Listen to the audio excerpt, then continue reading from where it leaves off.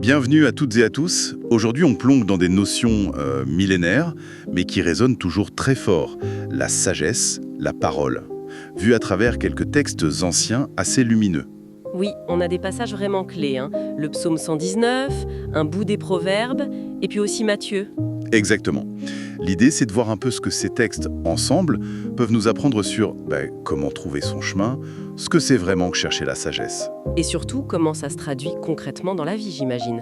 Passer de l'écoute à l'action. Tout à fait. Et on démarre fort avec cette image hyper connue du psaume 119, verset 105. « Ta parole est une lampe à mes pieds et une lumière sur mon chemin. » Ah oui, celle-là, elle est magnifique. Elle marquait tout de suite cette double image, la lampe, la lumière. Mais bon, cette parole, c'est quoi au juste? Un mot? Une loi? Comment ça peut guider comme ça? C'est vrai que l'image est très concrète. C'est ça qui est fort. Cette parole, c'est pas juste une idée en l'air, quoi. Non. C'est présenté comme un guide hyper pratique, presque un GPS pour la vie, si on veut. La lampe à mes pieds, ça évoque vraiment l'éclairage tout proche. Oui, pour pas se prendre les pieds dans le tapis, quoi. Exactement, pour voir l'obstacle juste là où on pose le pied maintenant. C'est la clarté pour les décisions immédiates, pour avancer pas à pas quand c'est un peu le brouillard. D'accord, ça c'est le très court terme, le pas juste après. Et la lumière sur mon sentier, alors? C'est plus large. Voilà, là on change d'échelle, on passe du tactique, disons, au stratégique. La lumière sur mon sentier, ça suggère plutôt la direction générale, le cap à long terme. Ah oui. C'est plus seulement éviter la pierre, c'est savoir vers où on marche, globalement.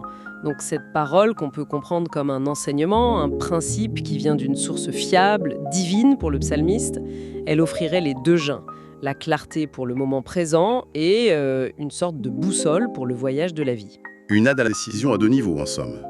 Micro et macro. C'est ça, un repère essentiel quand on se sent un peu perdu, quoi. C'est intéressant, cette double fonction. Ça donne une impression de couverture complète.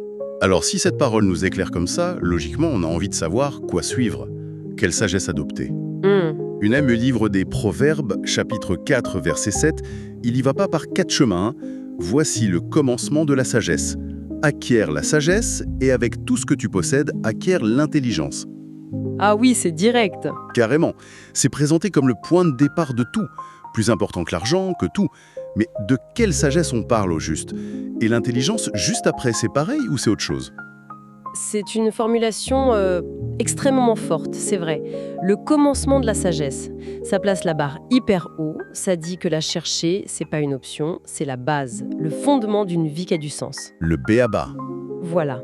Et le texte insiste. Acquiert. Ce verbe, il est crucial. Ça montre bien que la sagesse, c'est pas un truc qui tombe du ciel comme ça sans rien faire. C'est pas passif. Sérieusement.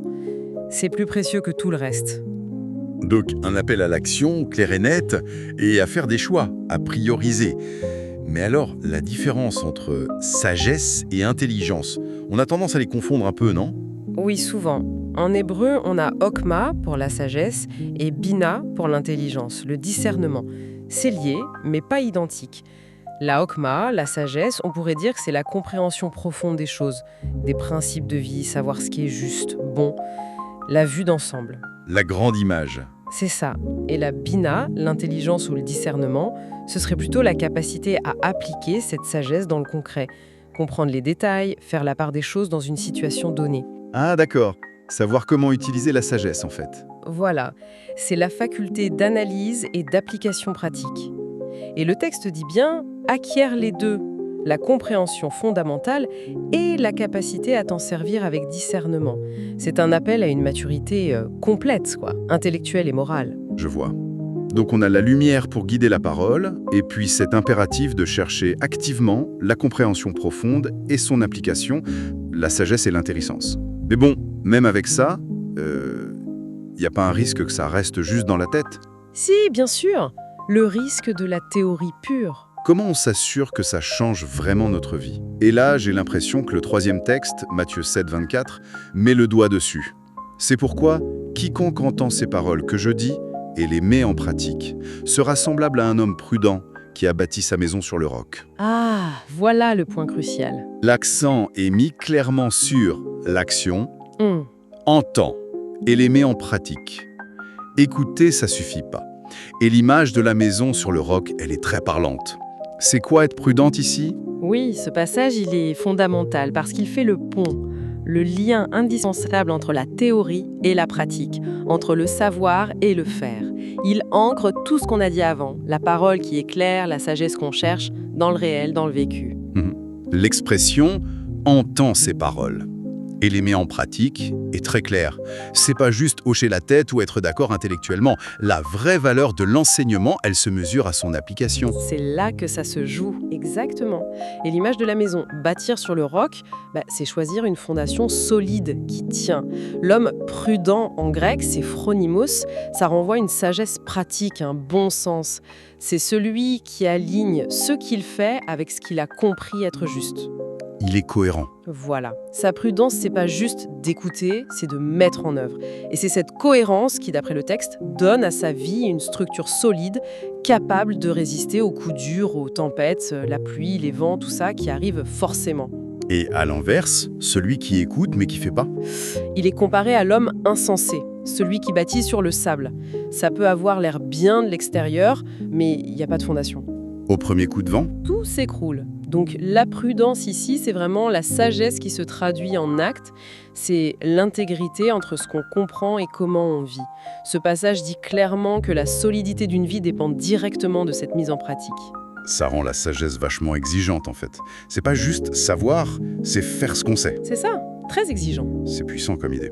Alors si on essaye de rassembler un peu les morceaux là, on a d'abord la parole, comme une lumière qui guide les pas et le chemin. Ça c'est le psaume. Oui, l'éclairage. Ensuite, l'impératif de chercher activement la sagesse, l'intelligence, comme priorité absolue. Ça, c'est Proverbe. La quête fondamentale, hein. Et finalement, l'insistance sur le fait que tout ça, ça prend son sens, ça crée de la solidité, seulement si c'est mis en pratique. Matthieu. L'action qui valide. Il y a une logique assez implacable qui se dégage, non?